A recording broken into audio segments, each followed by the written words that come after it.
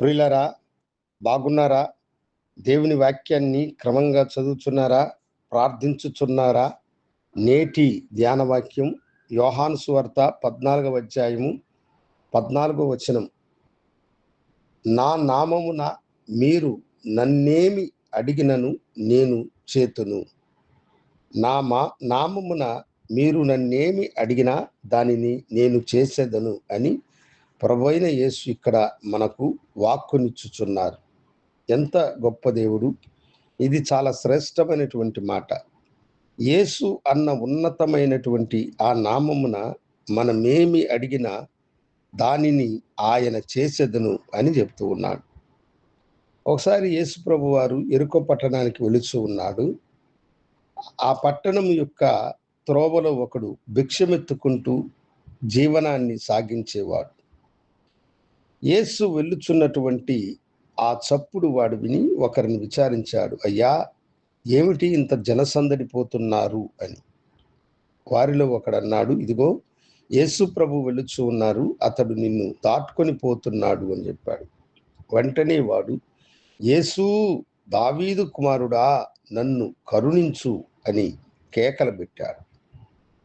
అక్కడున్న వారందరూ వాడలా కేకలు పెట్టడం ఇష్టం లేక నోరు ముయ్యమని వాడిని గద్దించినాడు. అయితే వాడు ఇంకా బిక్కరగా, యేసు, దావీదు కుమారుడా, నజరేయుడా, నన్ను కరుణించని వాడు కేక పెట్టిన వెంటనే యేసు నిలచి, సృష్టికర్త అయిన దేవుడు నిలబడి వానిని తన యొద్దకు తీసుకొని రమ్మని చెప్పాడు.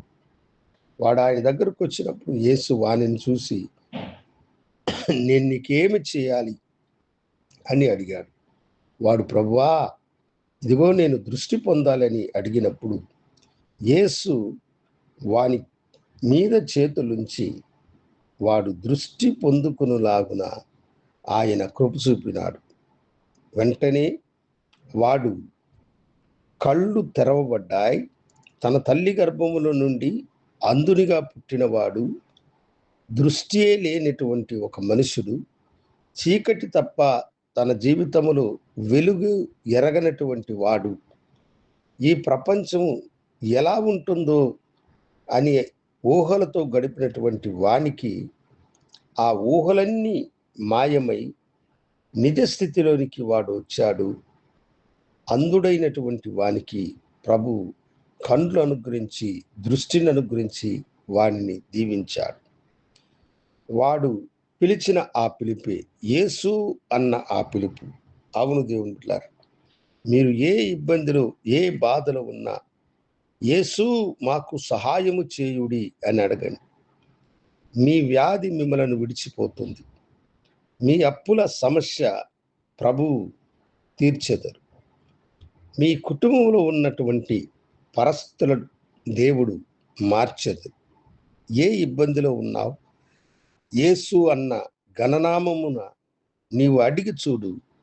ఆయన అంటున్నాడు, నా నామమున మీరు ఏది అడిగినా నేను మీకు చేస్తానని.